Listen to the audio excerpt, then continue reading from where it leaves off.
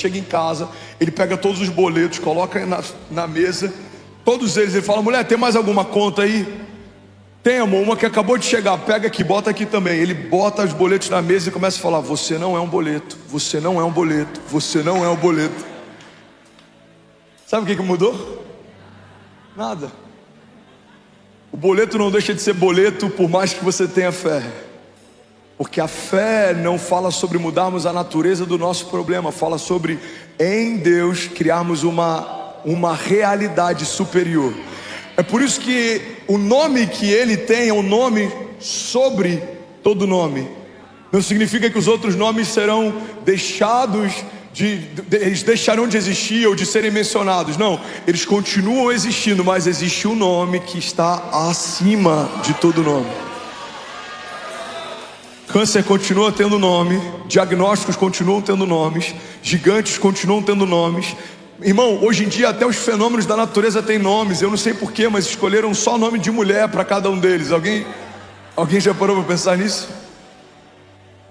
Até que um dia um deles tinha o nome da minha sogra. Eu falei: agora eu entendi. Agora tudo faz sentido. Tudo que existe carrega um nome, mas existe um nome acima de todo nome. Diante desse nome, todo joelho se dobrará e toda língua confessará que só o Senhor é Deus. Alguém pode dizer glória a Deus por isso? Se for para Jesus, você pode fazer melhor, irmão. Vamos, igreja, vamos!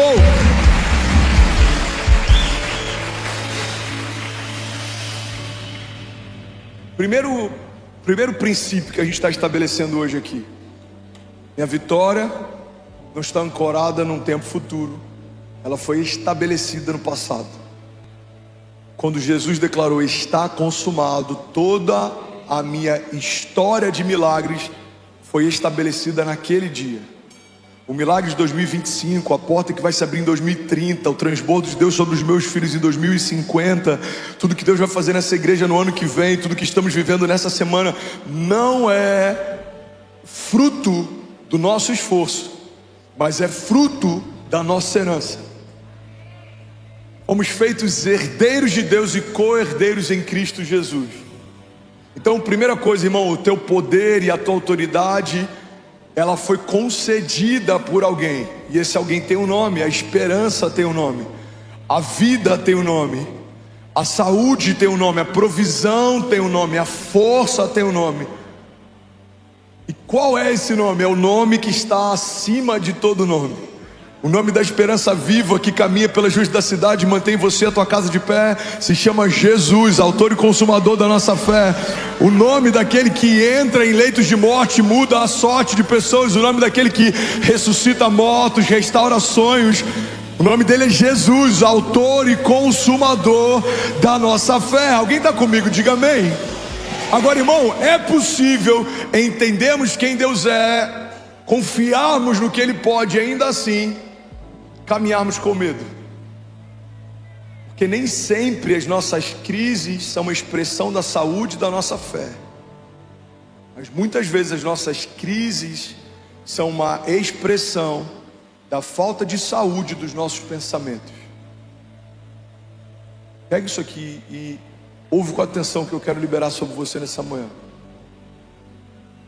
Segundo a OMS, até o final da década, coincidentemente, junto com uma agenda 2030 globalista, a ansiedade vai ser o quadro que mais vai debilitar e afetar pessoas em toda a humanidade.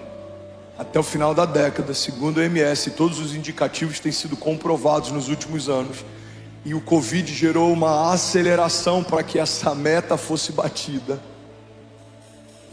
Vão ter mais pessoas debilitadas por ansiedade do que por gripes e resfriados.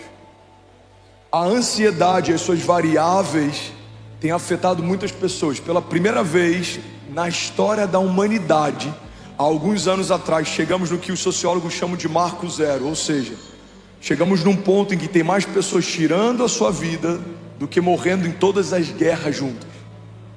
Se você pegar todas as pessoas que foram afetadas por essa luta entre Hamas e Israel, não se compara com o número de pessoas que se suicidaram no mesmo período em todo o mundo. Por que isso tem acontecido? Porque a nossa batalha, nos dias de hoje, sem dúvida alguma, é uma batalha na mente. Eu conheço pessoas extraordinárias que carregavam uma fé extraordinária, mas que sucumbiram porque a sua mente sabotou. Irmão, guarda isso aqui em nome de Jesus. Se a mente não fosse algo importante, a palavra não diria que sobre tudo que se deve guardar, precisamos guardar o nosso coração, porque dele procede as fontes de vida. Quando a palavra fala guardar o teu coração, é porque o conceito em torno do coração é que o coração é o centro das nossas emoções. O que a palavra está dizendo, em outras palavras, seria: sobre tudo que se deve guardar, guarda o centro das suas emoções, porque é desse lugar que procedem as fontes de vida. Me explica influenciadores com muito recurso, acesso, tirando a própria vida. Me explica bilionários que, quando perderam parte da sua fortuna, se tornaram multimilionários, se jogam de prédios. Me explica como pessoas que moram num lugar que a gente desejaria morar, que tem a facilidade de comprar tudo que a gente gostaria de poder ter a facilidade de comprar, ainda assim tiram a própria vida. Me explica como um autor, um dos maiores comediantes que a gente já viu na história de Hollywood, tira a sua própria vida, Robin Williams. Me explica como isso acontece, porque a mente pode sabotar você mais do que os seus inimigos podem. O nosso maior inimigo, quando estamos em Cristo Jesus, não é mais os que vêm contra nós, porque a palavra de Deus nos garante: os inimigos que vêm contra nós por um caminho, por 7 caminhos eles fugirão. Podem 1000 cair ao meu lado, 10.000 à minha direita, mas eu não serei atingido. Agora, e quando eu me saboto? E quando o problema é o impostor que vive em mim? E quando o problema são os meus pensamentos? Igreja, olha para mim, guarda isso aqui em nome de Jesus. Se temos uma fé saudável, mas temos uma mente doente, não viveremos a plenitude das promessas de Deus, porque muito do que estamos deixando de viver não tem a ver com a qualidade da nossa fé, mas com a qualidade dos nossos pensamentos. Alguém comigo aqui, diga amém. Guarda isso aqui, eu quero entrar nesse tema sobre a mente, e eu quero estabelecer um primeiro pilar sobre isso. As nossas batalhas são quase sempre ganhas na mente. Fala para quem está do seu lado: cuida bem dos seus pensamentos.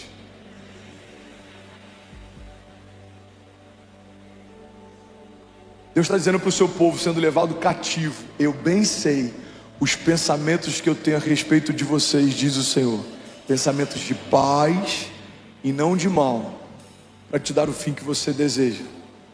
Deus tem pensamentos a nosso respeito. O que a gente precisa, igreja? Precisamos enxergar o que Deus enxerga, nos ver como Deus nos vê, para começar a pensar como Deus pensa. Você pode ter pensamentos de mal a teu respeito, você pode ter crises de inferioridade, complexos, traumas, mas o que Deus pensa a teu respeito é isso que importa. Por quê? Porque tudo que passa disso é sentimento. Sentimento passa, irmão. Já ouviu aquela frase: se está com medo, vai com medo mesmo? Por quê? Porque medo é um sentimento. Como é que você está sentindo? Cara, eu ainda estou sentindo medo. Pois é, você está sentindo. Medo se sente. É um sentimento. Sentimentos passam. Mas o que você é foi estabelecido. Isso não é variável. Quem você é? Você é justificado pelo sangue de Jesus. Você é mais do que vencedor em Cristo Jesus. Você pode todas as coisas naquele que te fortalece. Você é filho de Deus, herdeiro de Deus e co-herdeiro em Cristo Jesus. Você é justiça de Deus pelo poder do sangue de Jesus. Você é salvo, você é justificado, você foi empoderado, você recebeu a cobertura do sangue do Cordeiro, você foi selado com o Espírito Santo de Deus. Você carrega o mesmo poder que ressuscitou Jesus Cristo dos mortos. Você é a noiva de Cristo, você é a igreja dele, você faz parte do corpo glorioso de Jesus. Você carrega a autoridade para ligar e desligar realidades na terra que serão ligadas e desligadas nos céus. Você é um intercessor, alguém que caminha entre seções. Você conecta céus e terra. Você é um pontífice, um construtor de pontes. Você apresenta a criação para o Pai e reconcilia os filhos com Deus. Você é um libertador de escravos. Há uma carta de alforria que você carrega pelo poder da palavra de Deus, e quando a palavra é liberada, escravos são libertos. Você foi ungido por Deus para anunciar o ano aceitável do Senhor. Você foi ungido por Deus para ministrar restauração de vista aos cegos, restauração de audição aos surdos. Você recebeu de Deus poder e autoridade para dizer a paralíticos: levanta e anda, aos cativos seja liberto, aos enfermos seja curado. Você é uma fonte de graça. Você é filho de Deus. Você foi feito à imagem e semelhança dele. Você foi restaurado na cruz do Calvário. Não há condenação para aqueles que estão em Cristo Jesus. Você foi lavado, purificado, santificado, e em Jesus foi feito alvo mais que a neve. Não há mais grilhões que te prendam, não há mais cadeias que te param, não há nenhuma palavra maldita que possa se cumprir, não há nenhuma arma forjada contra você que possa prosperar, porque você está guardado à sombra do Onipotente. Você está escondido no Altíssimo. Você encontrou um refúgio presente na hora da angústia. Você é chamado pelo nome, independente dos pecados que cometeu. Os erros do teu passado não abortaram as promessas que Deus fez para o seu futuro. Será glorioso em nome de Jesus. Vai ser leve. Deus irá fazer na presença dos seus inimigos. Vai derramar sobre a tua cabeça o óleo e o teu cálice vai transbordar. Alguém crê nisso aqui, pelo amor de Deus? Você pode celebrar Jesus no seu lugar.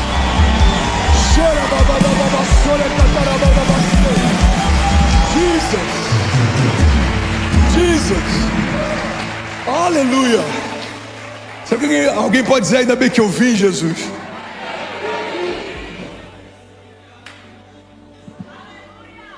Agora, se eu não sei quem eu sou, qualquer conceito que liberem sobre mim eu posso aceitar como sendo verdadeiro. É como um herdeiro que viveu a vida inteira às portas do palácio como um mendigo. Por quê? Porque não sabia que era filho do rei.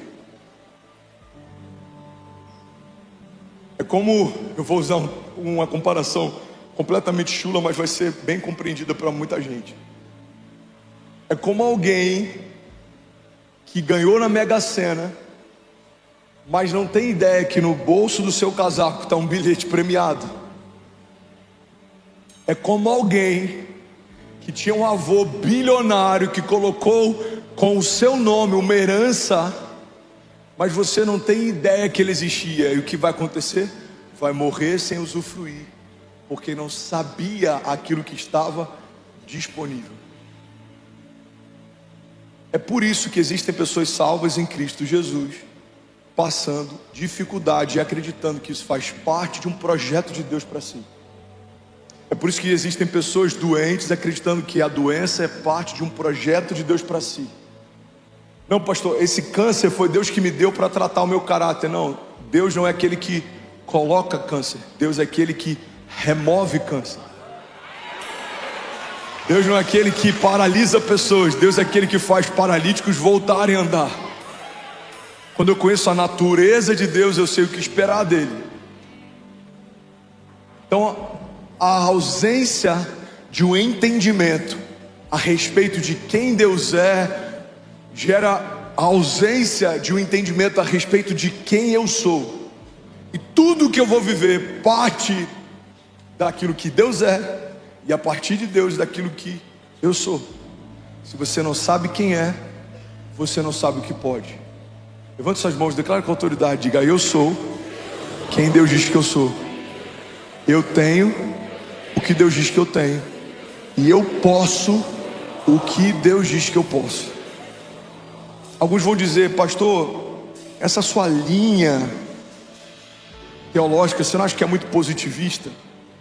Não, não acho. Eu acho que ela é coerente. Porque a gente pega tudo que a Bíblia diz que nós somos e nós reafirmamos aquilo que Deus disse a nosso respeito. Porque todos os dias, irmão, não se engane, palavras contrárias, ruídos e opiniões vão tentar construir na tua mente o conceito de quem você é e o que você pode. Quantas pessoas querem enriquecer só para provar para o seu menino ferido que vai dar certo na vida? Por quê? Porque quando era muito pequeno ouviu de alguém que mais amava: você não vai dar em nada. Tem gente que está construindo não porque quer viver algo extraordinário, tem gente que está construindo ainda para dar uma resposta a um trauma do passado. Uma palavra maldita, uma opinião contrária, uma palavra dita da forma errada gera traumas, nos fere, e a gente encara aquilo como verdade a ponto de construir uma vida inteira só para dar resposta àquele episódio daquele dia. Mas o Deus que fez você desde a eternidade passada, te conhece e te chama pelo nome, tem palavras de vida eterna, e muitas vezes a gente não acessa. Por quê? Porque a gente se agarra ao que os outros dizem, mas a gente não se agarra àquilo que Deus já disse. Pessoas já disseram que eu não daria em nada, que meu ministério era um fracasso, que a gente não romperia, mas Deus já disse: eu te estabeleci, eu te ungi, eu te chamei. Quando a Kezinha ficou bipolar, na nossa crise, eu tinha 25 anos, nosso primeiro filho, amigos, vários disseram: uau, tanto potencial, infelizmente não vai dar em nada, agora já era, não tem como. Mas Deus disse: eu nem comecei a fazer, eu vou cumprir o que prometi, eu farei uma coisa nova. Você precisa escolher que tipo de voz acessa o teu coração. Uma opinião de alguém que te conhece há algum tempo, ou uma promessa de alguém que te conhece desde sempre? As opiniões, irmãos, são só opiniões, elas são pessoais. É o conceito que alguém tem a respeito da sua pessoa. Mas Deus tem palavras a respeito de você. Irmão, se tem uma coisa que Ele leva a sério, é a sua própria palavra. Quando Ele envia o seu filho, Ele vai como um verbo encarnado. Você tem noção? Os professores de literatura deveriam todos serem não só cristãos, mas evangelistas. E se você ama o verbo, quem é o Filho de Deus? É o próprio verbo encarnado, o verbo caminhando pelas ruas da cidade. Tudo que foi feito a partir da sua palavra. Ele disse: haja, e a partir do haja que sai da sua boca, tudo que foi feito, se fez. João diz: no princípio ele era o verbo estava com Deus, o verbo era Deus. Todas as coisas foram feitas por meio dele, sem ele nada do que foi feito se fez. A palavra de Deus diz em outro momento: todas as coisas podem passar, mas as minhas palavras não passarão, diz o Senhor. Se existem opiniões que se dissolvem com o tempo, se existem opiniões de homens que passam com o tempo, irmão, não é nesse lugar que você deve ancorar a tua expectativa. Porque existem promessas de Deus que duram para sempre, são invariáveis, imutáveis. E as palavras que Deus disse a teu respeito, essas são vida e verdade para você. Se você crer e não duvidar, assim vai acontecer. A Bíblia diz que tudo é possível ao que crê. Deus já disse algo a teu respeito, creia nisso. Deus já estabeleceu algo ao teu futuro, creia nisso. Deus já declarou algo sobre a tua família, creia nisso. Precisamos crer naquilo que Deus fala e duvidar daquilo que os outros dizem. Irmão, não duvide da sua fé, duvide das suas dúvidas. Eu não sei se vai acontecer, duvide dessa dúvida. Eu não sei se vai se abrir, duvide dessa dúvida. Agora Deus já disse: vai acontecer, vai se abrir, você vai romper, os seus filhos serão uma bênção, a sua família está guardada. No meio da crise da seca, você não vai passar necessidade. Você não pedirá emprestado, mas emprestará às nações. Os seus filhos serão abençoados, e os filhos dos seus filhos. Tudo que você fizer prosperará. Se você for um homem temente ao Senhor, se você for um homem que confia no Senhor, você vai correr e não vai se cansar. Irmão, você precisa crer naquilo que Deus já disse e colocar no lugar secundário aquilo que os outros estão dizendo. Alguém está comigo aqui? Coloque a sua fé em ordem. Fala para quem está do seu lado, coloque a sua fé em ordem. Você que está online, eu não sei quantas pessoas. Pessoal do streaming, se puder sempre atualizando, por favor, as nações conectadas e o número, sempre, em todos os cultos. Eu queria muito saber quem está conectado com a gente. Você que está online, comenta no chat aí se alguma chave está te tocando. Digita aí agora, coloque a sua fé em ordem. Aleluia. Inglaterra conectada agora com a gente, Coreia do Sul conectada, França, Angola, Azerbaijão, Portugal. Você pode celebrar aquilo que Jesus está fazendo. Aleluia. Comenta aí de que nação você está conectada.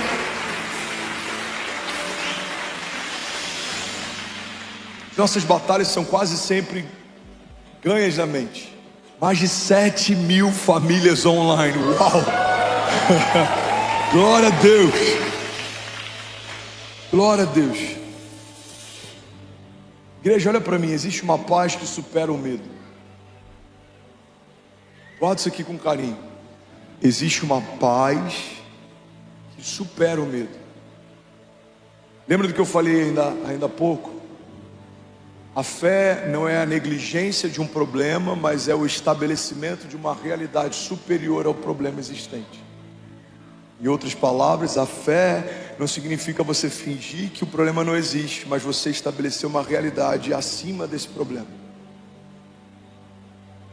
Assim como a paz que Deus nos dá é uma paz que supera o medo existente.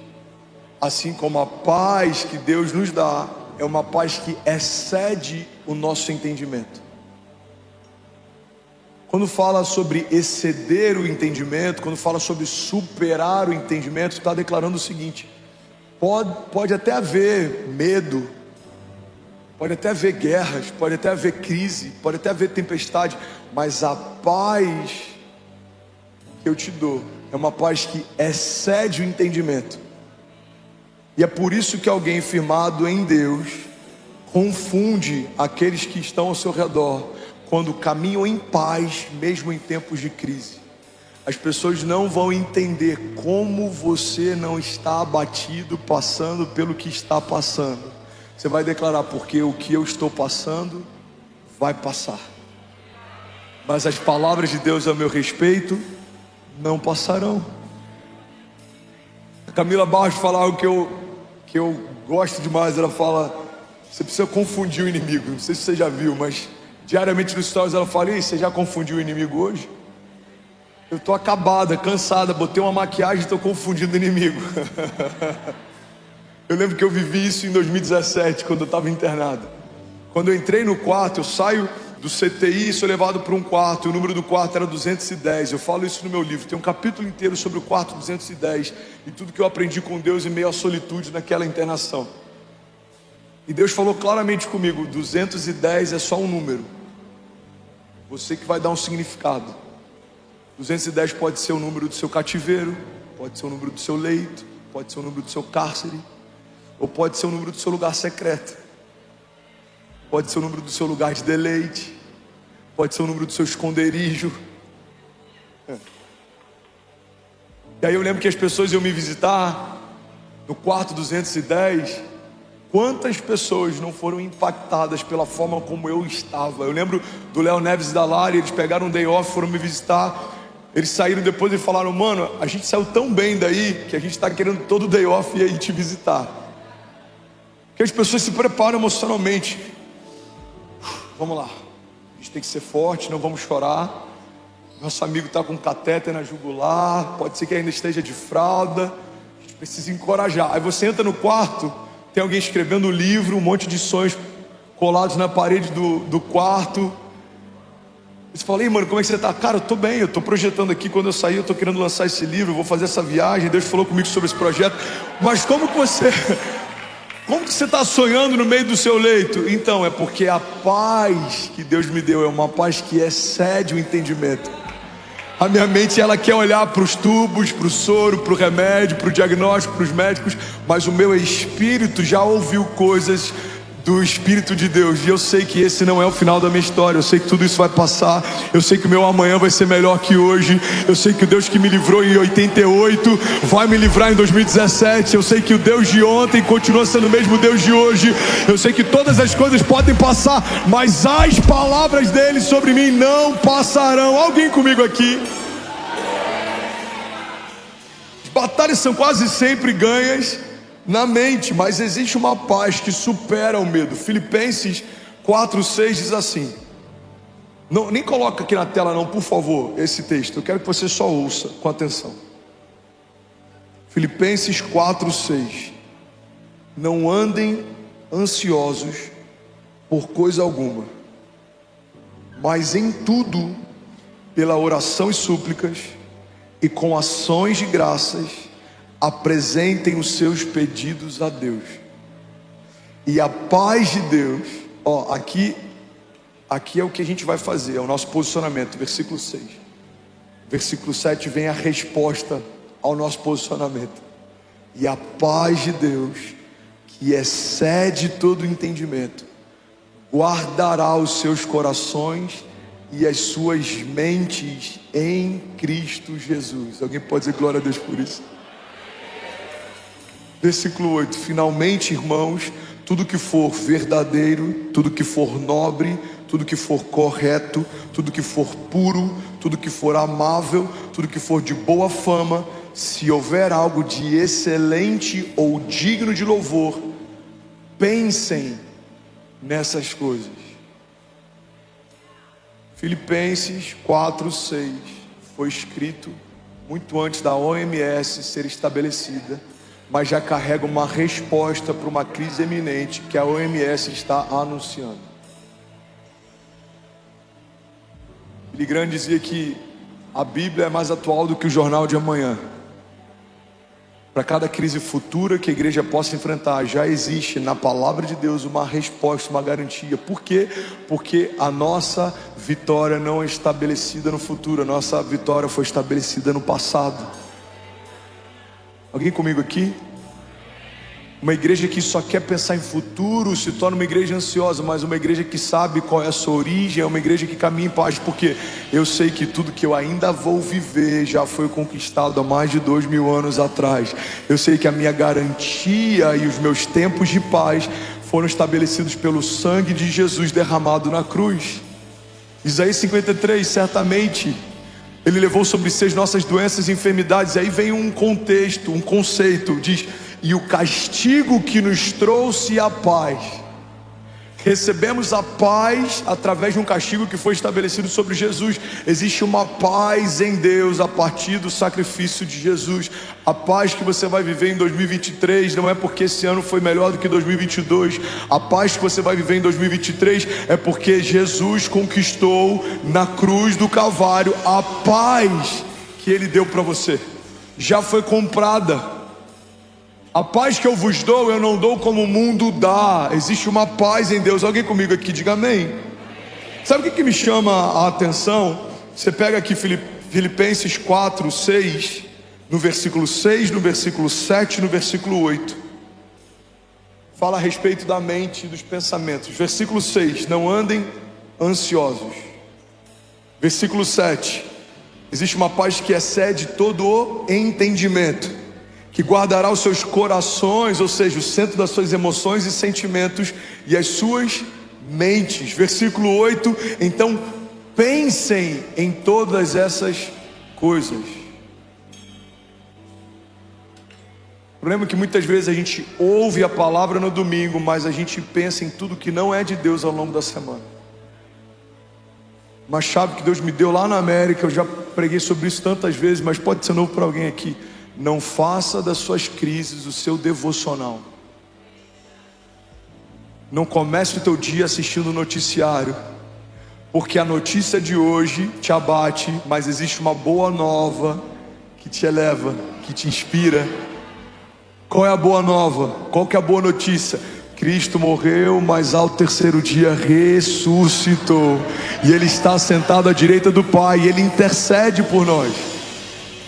Qual é a notícia de hoje? O trânsito está mal, os dias são maus, pais se voltando contra filho, incesto, aborto, guerras. André, você está dizendo que eu tenho que fechar então os meus ouvidos para as realidades de hoje? Não, eu estou dizendo que antes de você ouvir as realidades de hoje, você precisa se encher das realidades de sempre.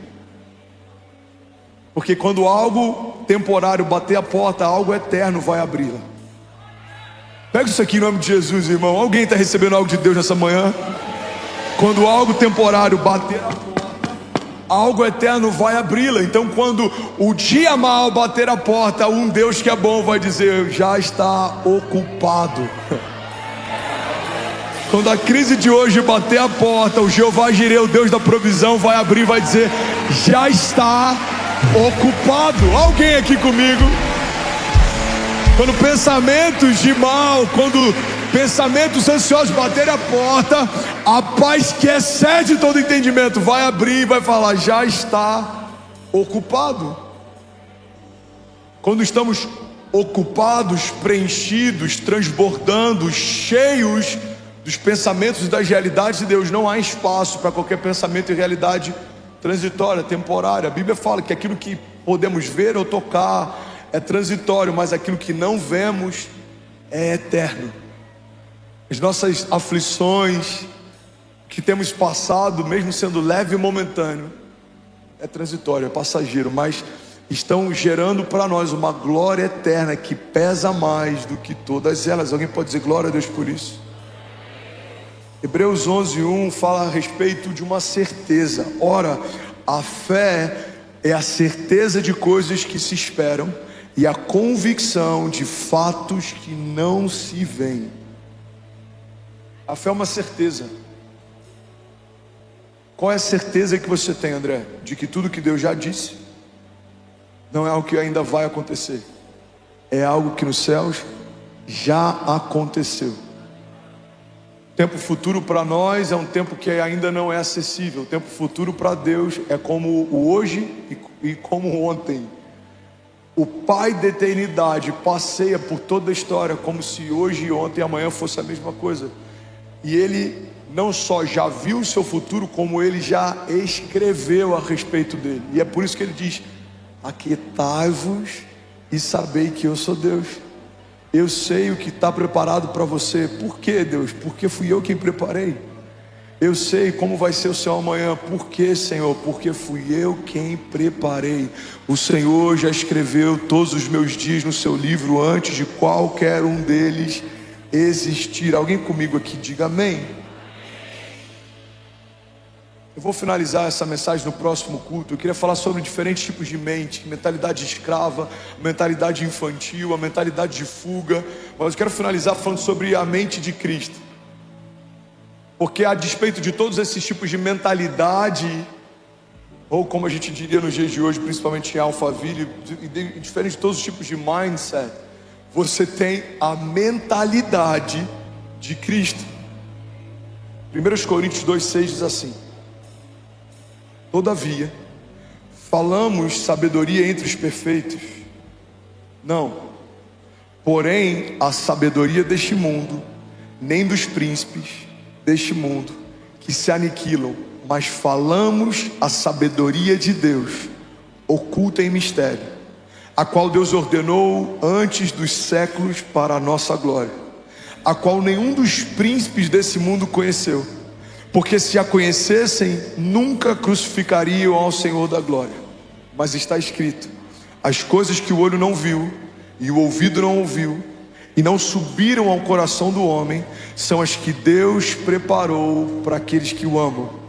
Mas Deus já os revelou pelo seu Espírito, porque o Espírito penetra todas as coisas, ainda as profundezas de Deus. Porque qual dos homens sabe as coisas do homem, senão o espírito do homem que nele está? Assim também, ninguém sabe as coisas de Deus, senão o Espírito de Deus. Mas nós não recebemos o espírito do mundo, mas o Espírito que provém de Deus, para que pudéssemos conhecer o que nos é dado gratuitamente por Deus, as quais também falamos não com palavras que a sabedoria humana ensina, mas as que o Espírito Santo ensina, comparando as coisas espirituais com as espirituais. Ora, o homem natural não compreende as coisas do Espírito de Deus, porque lhe parecem loucura, e não pode entendê-las, porque elas se discernem espiritualmente. Mas, e eu amo esses mais de Deus, porque normalmente esses mais fazem um contraponto entre uma natureza caída e o lugar que Jesus está nos colocando. Alguém pode dizer glória a Deus por isso? A Bíblia diz: mas o que é espiritual discerne bem tudo, e ele de ninguém é discernido. Porque quem conheceu a mente do Senhor para que possa instruí-lo? Mas nós temos a mente de Cristo. Alguém pode dizer glória a Deus por isso? Não, de verdade. Você pode celebrar Jesus no seu lugar.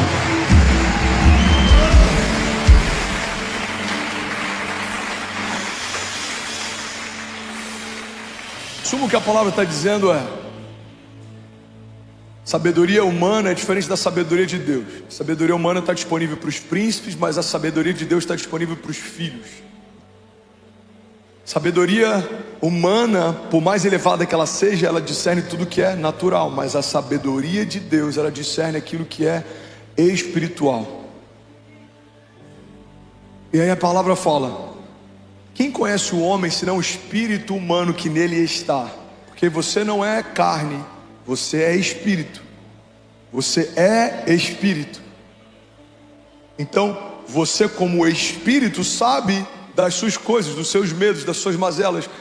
Paulo está dizendo: quem sabe a respeito da mente do homem senão o espírito humano que nele está? Agora, quem sabe a respeito das coisas de Deus senão o Espírito Santo de Deus? Ele conclui dizendo: nós não recebemos o espírito do mundo, mas o Espírito de Deus. Por isso nós temos a mente de Cristo. Irmão, olha para mim em nome de Jesus. A palavra de Deus diz: transformai-vos pela renovação do vosso entendimento, para que possam experimentar qual é a boa, agradável e perfeita vontade de Deus. Não dá para experimentar a boa, agradável e perfeita vontade de Deus sem ter a mente de Cristo. Não dá para viver as promessas de Deus sem pensar como Deus pensa. Por quê, André? Porque o que você pensa se torna o que você fala, e o que você fala se torna muito daquilo que você vive. Quando a minha mente é renovada, a forma como eu enxergo tudo ao meu redor é renovada. A Bíblia diz: se os seus olhos forem bons, todo o seu corpo terá luz, mas se os seus olhos forem maus, em que profundas trevas estão? Se os meus olhos e a minha mente foram santificadas no meio da maior crise da minha geração, eu consigo ver esperança. Por quê? Porque a minha mente não vê como o mundo vê, a minha mente vê o que Deus está vendo. O que Deus está vendo, André? Toda a terra está cheia da glória de Deus. Deus está fazendo uma coisa nova todos os dias. Deus está levantando abatidos. Deus está curando enfermos. Deus está libertando cativos. Deus está mudando a sua sorte. Deus está fazendo uma coisa nova. Igreja, não faz sentido termos a mente de Cristo, carregarmos o Espírito de Deus e ainda assim andarmos ansiosos. A palavra de Deus diz: não andem ansiosos por coisa alguma. Eu quero finalizar com o texto que a gente leu no início dessa palavra. Alguém recebeu algo aqui nessa manhã? Diga amém. Romanos 8:31 diz assim, e o louvor pode subir: que diremos, pois, a essas coisas? Se Deus é por nós, quem será contra nós? Aquele que nem mesmo seu próprio filho poupou, antes o entregou por todos nós, como não nos dará juntamente com ele e de graça todas as coisas? Quem tentará acusação contra os escolhidos de Deus? É Deus quem os justifica. Quem é que os condena? Pois é Cristo quem morreu, ou antes, é Ele quem ressuscitou dentre os mortos e está à direita de Deus e intercede por nós. Quem nos separará do amor de Cristo? A tribulação, a angústia, a perseguição, a fome, a nudez, o perigo, a espada. Como está escrito: por amor de ti somos entregues à morte todos os dias, somos reputados como ovelhas para o matadouro, mas em todas essas coisas somos mais do que vencedores em Cristo Jesus. Tem alguém aqui que é mais do que vencedor? Você pode ficar de pé no teu lugar, eu quero orar com você. Fica de pé no teu lugar, feche teus olhos enquanto o instrumental vai ministrar a gente. Levante suas mãos o mais alto que você pode, feche teus olhos.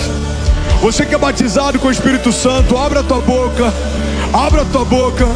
Sabe, a adoração, ela tem duas funções. A adoração, ela é usada como armas de defesa.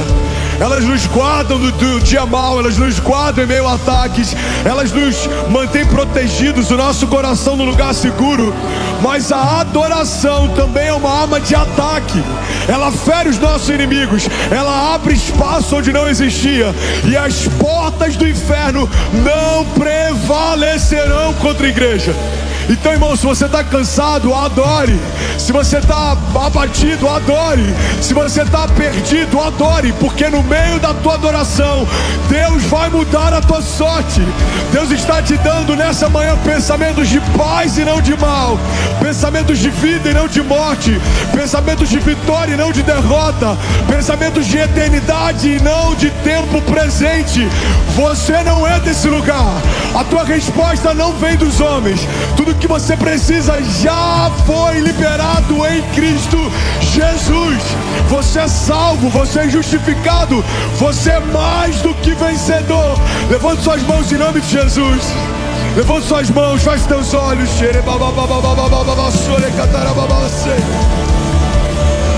Eu quero profetizar a palavra sobre você. Levante suas mãos, feche teus olhos.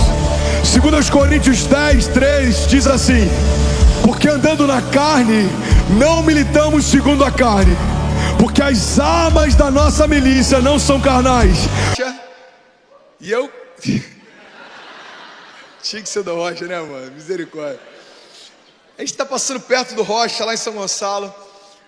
E aí, do nada, cara, tava tudo bem, cara. Ar-condicionado tava trincando, som fluindo. Acho que estava ouvindo Central 3, para variar, a gente estava ouvindo lá. Paraty eu vou.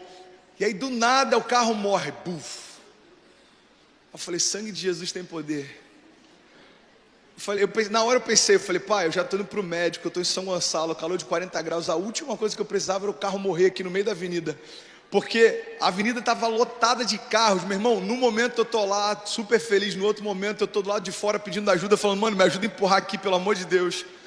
Inclusive tem alguém do Nexus que passou por mim e não ofereceu ajuda. Você está aí, mano? Quero abençoar a tua vida. Meia hora depois ele apareceu de bonito, falou, pastor, tá precisando de ajuda? Eu falei, no caso agora não, irmão, obrigado. Precisava meia hora atrás, quando eu estava empurrando o carro sozinho, mas tudo bem. E aí eu tô lá, cara, empurrando o carro, e olha só que coisa interessante.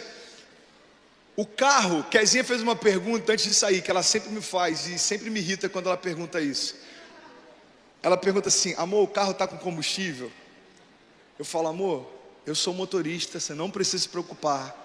Em 10 anos a gente nunca ficou parado por falta de combustível. Aí chega nessa semana, ela faz essa pergunta, amor, o carro está com combustível? Eu falei, amor, relaxa, tá tudo certo. E aí do nada o carro morre, e para minha surpresa, gente, o que aconteceu? Não tinha combustível. Eu não sei o que é pior, é você ficar parado num sol, em meio de São Gonçalo, empurrando o carro sozinho, ou é a tua esposa olhar para você e falar com aquela carinha, eu te avisei. E eu te avisei. Quantos aqui são namorados já ouviram isso? É forte, mano. Deve ter alguns namorados cutucando gente agora aí. Agora deixa eu te falar uma coisa. Eu aprendi algumas coisas com esse momento incrível que a gente passou em São Gonçalo. A primeira coisa que eu aprendi é o seguinte, preste atenção nisso, porque isso pode ser libertador para alguns. A primeira coisa que eu aprendi é que não importa o quão distante você quer ir, se você não tem o suficiente para chegar lá. Deixa eu repetir isso de novo e guarda isso no teu coração. Não importa o quão distante você deseja ir, se você não tem o suficiente para chegar até lá. Cara, eu lembro que no início do meu ministério com jovens, eu ministrava muito sobre sonhos e propósito. E o que me deixava angustiado é porque eu via alguns jovens apáticos, eu via alguns jovens que pareciam que estavam vivendo uma vida sem propósito, e eu acreditava que na verdade é porque eles não tinham sonhos grandes que tirassem eles assim do sério, eles não sonhavam coisas tão grandes a ponto de ativar a fé deles. Então eu ministrava muito sobre sonhos e propósito, até que depois de um tempo eu entendi que a maior parte dos jovens que não vivem os sonhos de Deus, não é porque não desejam viver coisas grandes, é porque talvez não tenham o suficiente para chegar até lá. Você pode declarar isso comigo? Diga: tão importante quanto desejar ir longe é ter o suficiente para chegar até lá. Sabe, o que aconteceu foi engraçado, porque o medidor estava mostrando que estava com combustível, só que o medidor estava quebrado. Então eu estava jurando que eu tinha o suficiente para chegar até lá, quando na verdade eu estava com o tanque vazio. O carro está parado, a gente coloca no acostamento, e eu lembrei que tinha um amigo que podia me ajudar. Então a gente ligou para o meu sogro, falei: sogrão, vê alguém aí, por favor, da igreja, algum conhecido seu que possa ajudar a gente aqui. Eu estou parado com o carro, Kezinha tem horário para o médico. E aí daqui a pouco do nada chega essa pessoa para me ajudar. E é legal porque quando alguém chega para te ajudar, principalmente quando o carro para de funcionar por falta de combustível, a primeira coisa que você faz é ir para o posto, você compra combustível, coloca numa garrafa de 2 litros e dá tudo certo, sim ou não, gente? Só que o nosso carro, ele é off-road, então tem muita gente que acha que ele é diesel. Deixa eu só traduzir: off-road assim, é um carro 4x4, é um carro grande. Então tem muita gente que olha para ele e acha que ele funciona a diesel. Era o meu sonho que ele funcionasse a diesel, porque talvez eu economizaria um pouco mais, mas ele funciona a gasolina e etanol, ele é flex. E sabe uma outra coisa que eu acho interessante? Por algumas vezes, quando a gente emprestou o carro, se a gente não tivesse avisado o combustível que movia o carro, algumas pessoas teriam colocado diesel nele.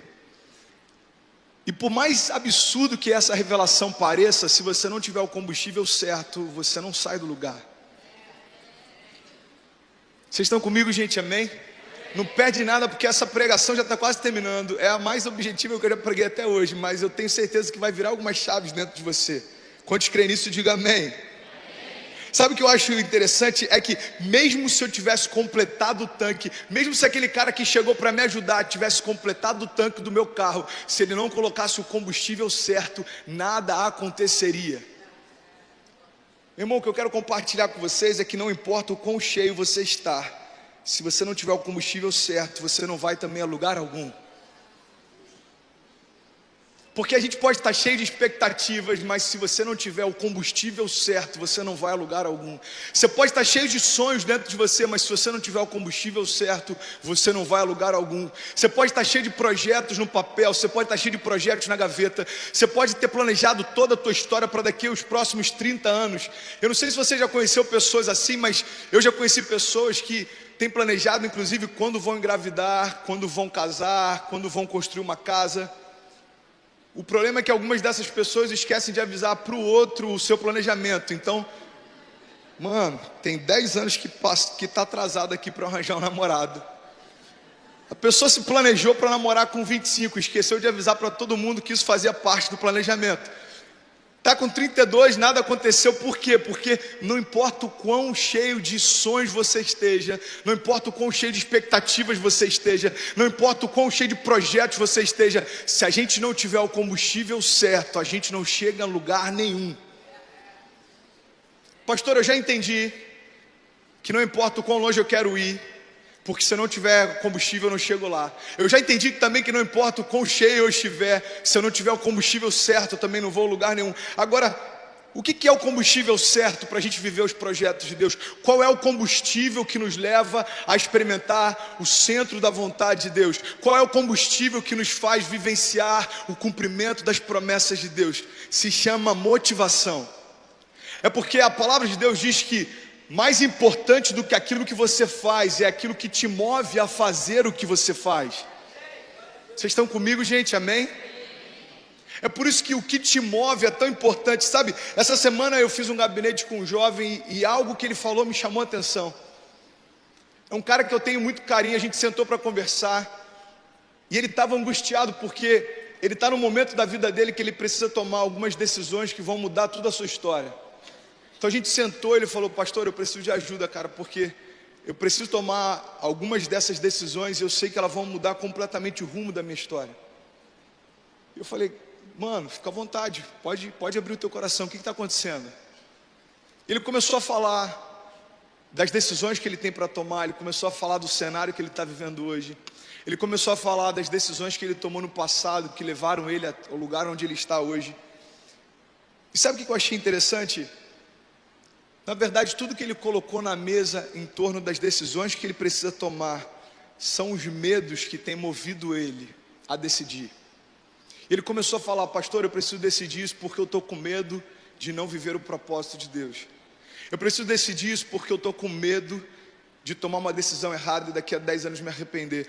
Eu preciso decidir isso porque eu estou com medo. E depois que ele falou tudo que estava no coração dele, eu falei: mano, sabe por que eu estou preocupado com a tua decisão? É que aquilo que te move são os seus medos e não o propósito. Meu irmão, aquilo que te move determina os lugares aonde você vai chegar. Na verdade, aquilo que te move determina inclusive se você vai chegar lá. Aquele jovem está cheio de preocupações, decisões importantes. Assim como cada um de nós, se eu fosse perguntar para cada um aqui, tem pessoas que têm que tomar decisões a respeito de namoro. Tem pessoas que têm que se definir em relação a trabalho, emprego, família. Porque cada um de nós, por mais que a gente seja jovem, se você for parar para ouvir histórias de quem está do lado, você não tem ideia da decisão que algumas pessoas aqui têm que tomar.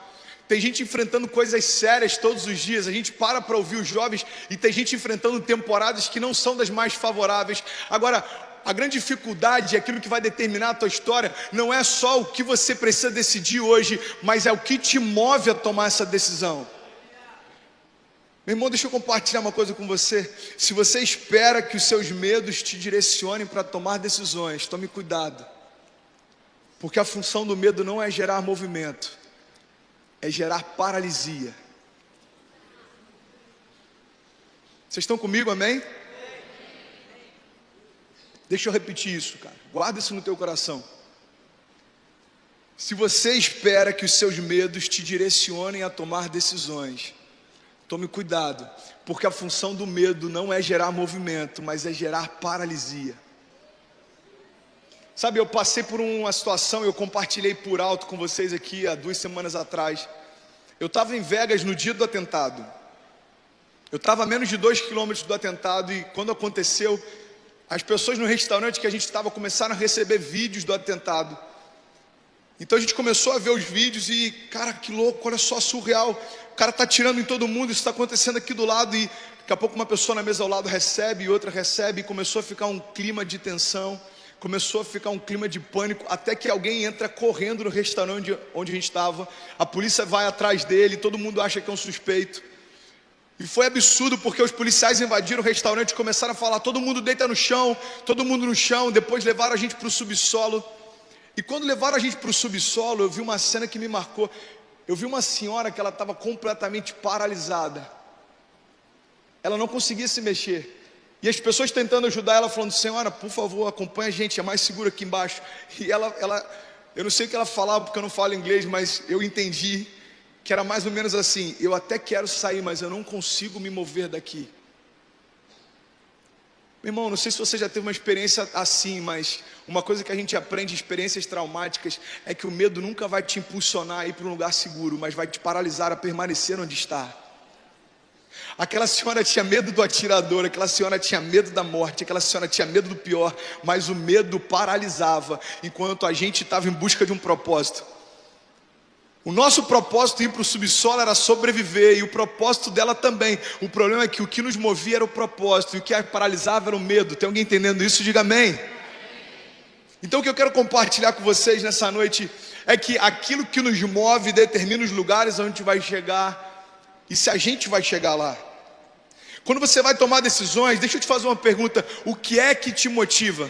Os sonhos que estão no teu coração hoje, quais são as suas motivações? Os projetos que você tem, o teu chamado, a tua identidade, aquilo que você acorda todos os dias sonhando que vai se realizar, o que tem motivado o teu coração? Será que são os seus medos que têm te motivado? Ou será que é o propósito que tem te motivado?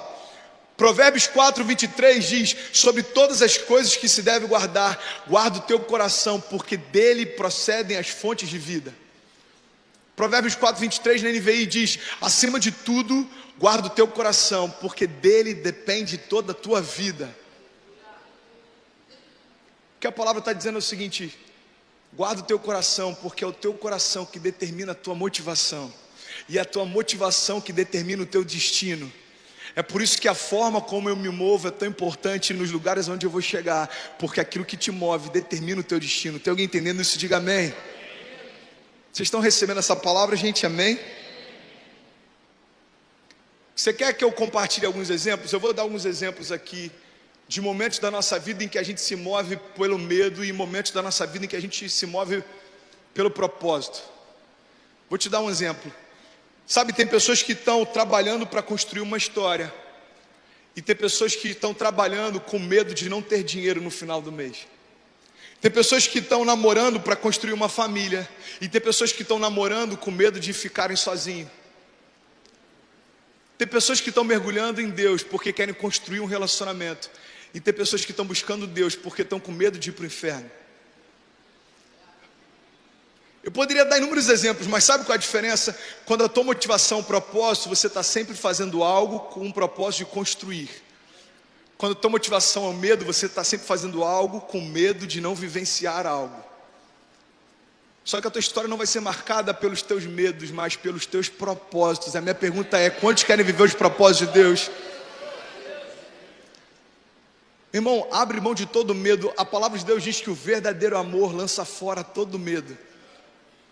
O amor de Deus, ele veio para nos invadir de tal forma que você não vai mais se mover pelos seus medos. Preste atenção no que eu vou te falar. Pastor, eu estou há 10 anos solteiro, eu estou com medo de ficar encalhado. Meu irmão, esquece esse medo, ok? Porque como o pessoal brinca aqui, é uma realidade. Encalhado não é quem está solteiro, encalhado é quem casou errado. Porque, meu irmão, ter uma sogra ruim é ruim. Eu não tenho, mas eu imagino que deve ser ruim. Agora, ter uma esposa ruim é pior ainda, filho. Fala a verdade. Então, o que eu mais vejo são casais que são recém-casados, já estão em crise. Por quê? Porque a motivação não foi a certa. Tem muitas meninas casando porque querem sair logo de casa. Tem muitas meninas casando porque querem logo construir uma história distante dos pais. Tem muita gente casando porque quer experimentar a liberdade que não tinha em casa. Se o que te impulsiona para construir uma família é o medo do passado, você não tem uma boa previsão de futuro. Agora, eu não vim aqui, eu não sou um profeta do caos, eu não vim aqui para deixar você mal, eu vim aqui para trazer uma palavra de esperança. Tem alguém crendo nisso? Diga amém. Eu ouvi algo... Tem alguém que falou assim: minha esperança vai chegar, fica tranquilo, vai chegar. Começa no medo, mas termina na cruz, está tudo certo. Inclusive a galera do teclado, se quiser, pode subir. Presta atenção nisso, gente. Eu estava algumas semanas atrás lá na Mosaic, e uma das pregações do pastor Irwin, ele falou algo que eu achei incrível.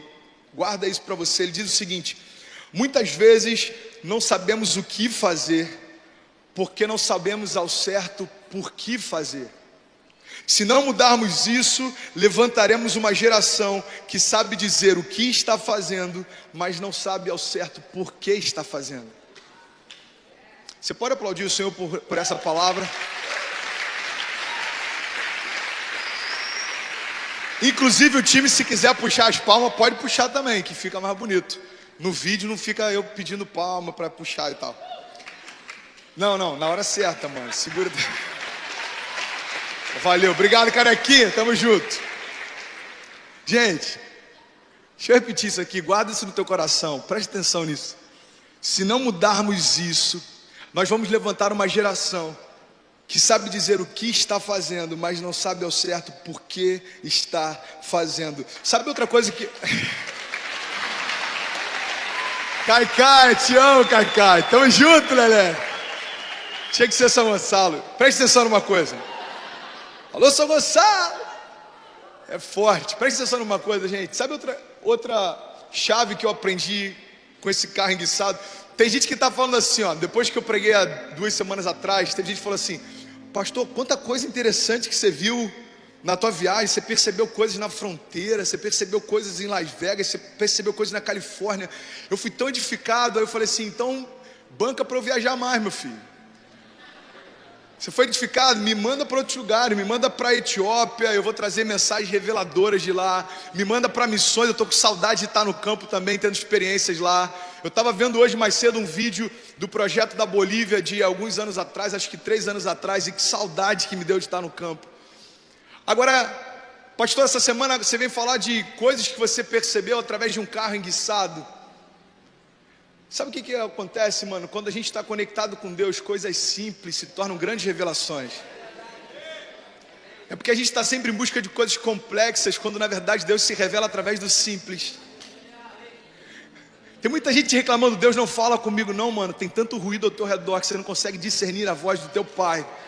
Ele continua falando, mas Ele não vai tentar brigar com ninguém para falar mais alto. Eu não sei se eu compartilhei isso com vocês, mas no livro eu acho que eu mencionei isso. Eu tive uma professora de literatura, que inclusive eu era apaixonado por ela. Eu me mudei da escola por causa da matéria dela, só para você ter ideia. Agora eu escrevi 2 livros. Pastor, eu te amo. Professor, eu te amo, obrigado. Deus me honrou. Mas eu não gostava de literatura. Eu não gostava da professora de literatura, vou ser sincero. Eu não gostava porque ela tinha um jeito peculiar, mas hoje eu entendo que ela estava certa. Sabe o que ela fazia? Ela entrava na sala e falava baixinho. Aí a turma estava lá fazendo barulho, todo mundo jogando papel, e ela falava mais baixo. E aí a turma ficava lá fazendo mó zoeira e ela falava ainda mais baixo. Eu falava: cara, essa professora é louca. E aí teve um dia que ela falou para a turma: gente, quanto mais bagunça vocês fizerem, mais baixo eu vou falar. E a turma perguntou: por que, professora? Ela falou: porque isso vai fazer com que os alunos interessados venham mais perto de mim. Eu não vou aumentar o tom da minha voz para que você ouça. Se você estiver interessado, se aproxime para que você entenda. E é basicamente assim que Deus se revela. Ei, eu não vou ficar gritando para tentar ter espaço dentro da tua semana. Eu não vou ficar competindo com Netflix. Se você quiser me ouvir, desliga o Netflix e para ouvir o que os céus têm para te dizer. Ei, eu não vou ficar batalhando com... Eu ia falar MSN, mano, tem 5 anos que a gente usa isso. Eu vou ficar batalhando com WhatsApp, eu não vou ficar batalhando com uma série de outras coisas que tentam te entreter. Ei, filho, você quer ouvir os céus? Então para tudo ao teu redor, desliga os ruídos e deixa a minha voz invadir o teu coração. Deixa eu falar com você. Deixa eu te dar direção. Deixa eu te dar uma palavra que vai te direcionar nas decisões que você tem que tomar. Deixa eu encher o teu coração das motivações certas e retirar de você todo o medo. Agora, para que o medo saia, a motivação certa entre, a gente precisa ouvir o que Deus está falando com a gente. Pastor, como é que você conseguiu perceber essas coisas num carro enguiçado? Eu vou ser sincero, na hora tudo que eu queria era ligar o carro de novo, voltar para o ar-condicionado e ir para o médico. Mas depois que passa, a gente para e pensa assim: cara, o que eu posso aprender com essa experiência? Sabe algo que eu aprendi com essa experiência? É que vale a pena a gente sempre verificar o medidor, porque você pode estar andando com um tanque vazio sem saber disso. Eu estava andando com um tanque vazio, mas eu não tinha ideia disso. E você sabia que assim são muitas pessoas aqui, talvez quem está do teu lado, talvez até você. Já teve momentos na minha vida em que eu estava andando e eu achava que estava tudo certo, mas eu estava com um tanque vazio. Eu estava cansado, eu precisava de renovo, eu precisava de tempo com Deus, eu precisava de ouvir mais e falar menos, eu precisava aprender mais e ensinar menos, eu precisava ser mais ministrado e ministrar menos. Só que o problema da gente não perceber que está com um tanque vazio é que a gente coloca o ar-condicionado no máximo, a gente vai para onde a gente quer ir, a gente acha que tem o suficiente para chegar lá, até que no meio do caminho a gente para e percebe que a gente não tinha o que precisava para chegar lá. Todo o tempo estava gritando o medidor, mas os nossos olhos não estão focados ali, porque a gente acha que tem tudo o que precisa. Deixa eu te falar uma coisa, eu não sei como você está nessa noite, eu não sei como é que está a tua caminhada, eu não sei como é que está sendo o final de 2017, mas eu vim te encorajar a ser cheio da vida de Deus e receber dele o que você precisa para alcançar o que ele te prometeu. Meu irmão, tem tempos que a gente precisa sentar e ser reabastecido. Ontem na vigília eu ministrei sobre Eclesiastes 3, sobre a necessidade de discernirmos tempos e estações. Há tempo para todo propósito debaixo do céu, há tempo para todas as coisas, há tempo de se mover e há tempo de parar, há tempo de você fazer projetos e há tempo de desistir de projetos, há tempo de guerra e há tempo de paz, há um tempo determinado para todas as coisas, e discernir o tempo e as estações é o que vai determinar o quão longe a gente vai. Sabe, eu vi algo que me chamou muita atenção e eu já estou finalizando. Eu vi algo que eu achei lindo demais, cara, que fala sobre cada um de nós. Um pastor disse o seguinte: cada ser humano é na verdade uma máquina de significado. Você pode dizer isso para quem está do seu lado, só para eu beber água aqui rapidinho, e fala assim: você é uma máquina de significado. Fala para o outro lado, que eu não consegui beber ainda, fala para o outro lado. Você é uma máquina de significado. E aí a gente ficou ouvindo e falou assim: ok, a gente é uma máquina de significado. Mas o que significa isso? Ele falou o seguinte: todo ser humano é uma máquina de significado, porque nós buscamos significado em todas as coisas. Você quer um exemplo disso? Você vê uma criança e quando ela começa a crescer, ela começa a construir a sua visão de mundo. E a primeira coisa que ela faz quando ela vê algo que ela não conhece, ela pergunta para alguém mais velho o que aquilo significa. Então a criança pergunta assim, Cecília sempre fala: pai, o que é isso? Eu falo: é um copo, filha. E para que serve? Serve para beber água, filha. Ok. Passou a ter significado para ela. Vocês estão comigo, gente? Amém? Aí a gente vai no shopping: pai, o que é aquilo? É um manequim, filha. E para que serve? Serve para expor as roupas. Ok, já passou a ter significado para ela. E quando a gente é criança, a gente vai construindo o significado das coisas ao nosso redor, de acordo com aquilo que vão nos ensinando, e a gente vai aprendendo. Depois que você coloca significado sobre as coisas que você conhece, não precisa mais. Uma vez que você deu significado a algo, aquilo já tem um significado permanente. Agora, sabe qual é o problema? O problema é que quando a gente cresce, continua buscando significado em tudo que a gente faz. É porque você foi gerado por Deus com um propósito. Você não nasceu por acaso, você não nasceu por engano, você não é fruto do acaso, você não é um erro do universo. Deus não joga dados, não foi um parto que não foi planejado. Tem jovens que ouvem isso a vida inteira: a gente não planejou, a gente estava namorando, eu e seu pai, sem querer aconteceu. Cara, por mais que os seus pais não tivessem planejado, você já é um projeto de Deus. Deus sempre sonhou com você, Ele sempre desejou você, Ele sempre se relacionou com você. Agora entenda algo: todos nós nascemos com um propósito específico e todos nós temos significados. É por isso que a vida inteira a gente está buscando significado naquilo que a gente faz. Na verdade é você buscando o teu propósito, é você buscando se envolver com o teu chamado, é você buscando entender a tua verdade, é você tentando entender os desígnios que Deus tem para você, é você tentando entender o que Deus deseja que você faça. Agora, o que eu tenho aprendido nesse tempo pastoreando jovens é que enquanto a gente não encontra o significado original, a gente acaba criando alguns paralelos. Meu irmão, se você não encontrou o significado original, você com certeza vai tentar criar um paralelo que sacie o teu vazio. Mas não tem nada que você faça que vai se comparar àquilo que Deus te chamou para fazer. Não tem nada que você tente ser que vai se comparar àquilo que Deus te chamou para ser. Porque a sua identidade foi feita por Ele, o teu chamado foi gerado por Ele, os teus propósitos foram criados por Ele, e só Ele pode te dar direção, e só Ele pode preencher o teu vazio. Tem alguém entendendo isso? Diga amém. Sabe o que eu acho interessante? O perigo da gente tentar criar significados diferentes daqueles que Deus criou para nós é que a gente pode estar desejando aquilo que Deus rejeita, a gente pode estar rejeitando aquilo que Deus deseja. Você sabia que tem gente que está a vida inteira se lançando num chamado que Deus nunca chamou para você ter? Tem pessoas que estão a vida inteira se lançando no ministério que Deus nunca te chamou para se lançar. Deixa eu falar uma coisa, tem um carismático aqui nessa noite. Tem algo poderoso que o carisma ministra, eu quero compartilhar com vocês nessa noite. E a Ágata pode vir junto comigo, o louvor já pode ir subindo. Preste atenção nisso. Cara, isso é poderoso demais. No carisma a gente aprende que o galardão, preste atenção nisso, o galardão significa aquilo que a gente recebe de acordo com aquilo que a gente construiu na nossa caminhada com Deus. Sim ou não, gente? Amém? Então a palavra de Deus diz que quando a gente chegar lá, a gente vai ser salvo. E quando a gente chegar lá, Deus vai nos dar um galardão que é diretamente ligado àquilo que a gente construiu aqui na terra. Quantos entendem assim? Digam amém. Agora deixa eu falar uma coisa para você.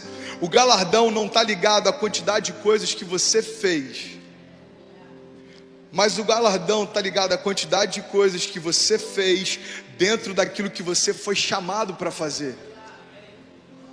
É por isso que tem muita gente que vai chegar para Deus naquele dia e vai falar: Senhor, está aqui tudo que eu fiz, e vai ser lindo, e são coisas incríveis, e podem ser muitas coisas, mas talvez aquilo que você apresente para Ele seja completamente diferente daquilo que Ele esperava que você fizesse. É por isso que não existe nada que faça mais sentido para Deus do que aquilo que Ele te chamou para fazer. Vocês estão comigo, gente? Amém? Eu lembro que há algum tempo atrás eu fiz uma analogia aqui. É uma parábola fake, ok? Se você procurar na tua Bíblia, ela não existe, mas eu achei ela incrível. Essa parábola diz o seguinte: estava Pedro, Jesus e os outros discípulos caminhando no meio do deserto, e Jesus chega para eles e fala o seguinte: olha, eu preciso que vocês peguem uma pedra e carreguem para mim. E aí os discípulos: ok, qualquer pedra, eu preciso que vocês peguem uma pedra e carreguem para mim. Então os discípulos vão lá, vão pegando pedras aleatoriamente, e Pedro, muito esperto, ele pega a menor pedrinha que tem, coloca no bolso, e ele vai levando na caminhada. Até que chega no momento da caminhada, Jesus fala: gente, vamos parar aqui rapidinho. Jesus encontra uma sombra no meio do deserto, um oásis. Eles sentam lá, e Jesus fala: agora cada um pega a pedra que eu pedi para você carregar. E eles mostram para Jesus, e está lá Lucas com uma pedra gigante, e está lá João com uma pedra gigante, cada um mostrando a pedra que trouxe, eles cansados de carregar. E Pedro pega aquela pedrinha e apresenta, e Jesus diz: bom, agora que todas essas pedras se transformem em pão. E ele fala: agora pode jantar, porque esse é o teu jantar. Aí Pedro está assim: Senhor, isso aqui é uma migalha, eu não consigo jantar com isso. Pedro, foi a pedra que você se predispôs a carregar. Agora presta atenção, não termina aí não. Essa parábola é fake, ok, gente? Não procura na sua Bíblia, que ela não existe, não vai estar lá. E se tiver, eu estou preocupado com a Bíblia que você está lendo. Sério, eu estou preocupado. Me procura depois e me mostra ela. Jesus, depois da janta, fala: gente, é o seguinte, cada um pega mais uma pedra e vamos seguir. E aí Pedro fala assim: ah, mano, agora na moral, eu vou pegar uma pedra gigante. Aí Pedro pega uma pedra gigante, coloca em cima das costas, ele vai levando, ele vai se arrastando, e ele está lá assim: mano, na moral, na hora do almoço eu vou tirar onda, filho.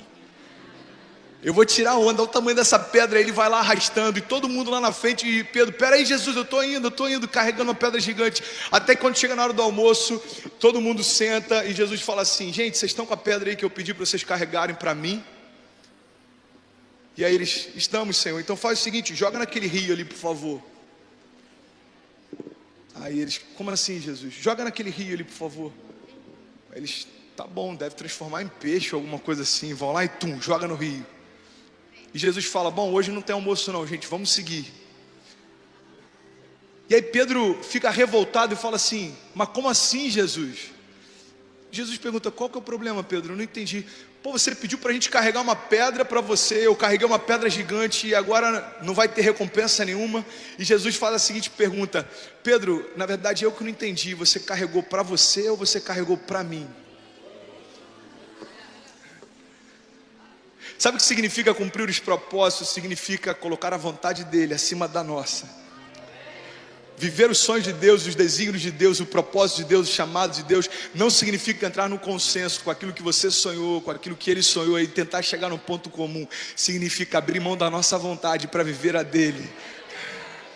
É por isso que tem pessoas que estão abrindo mão de coisas que para os nossos olhos eram incríveis, mas cada um sabe o que Deus chamou para construir.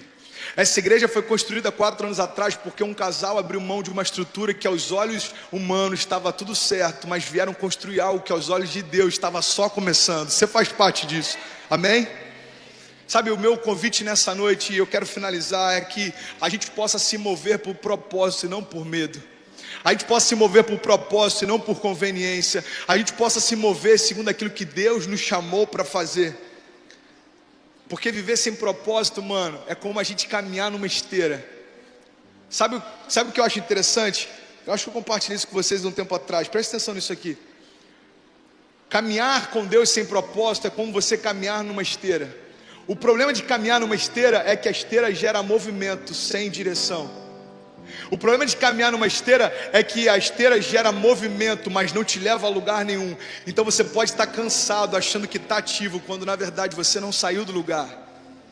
Agora o que Deus tem para nós é o seguinte: ei, geração do avivamento, se coloque de pé e deixa eu invadir o teu coração, deixa eu soprar sobre você os projetos e sonhos que eu tenho, deixa eu te direcionar em lugares onde ninguém foi, deixa eu levar você e toda a tua casa a lugares e a patamares que você nunca imaginou que poderia ir.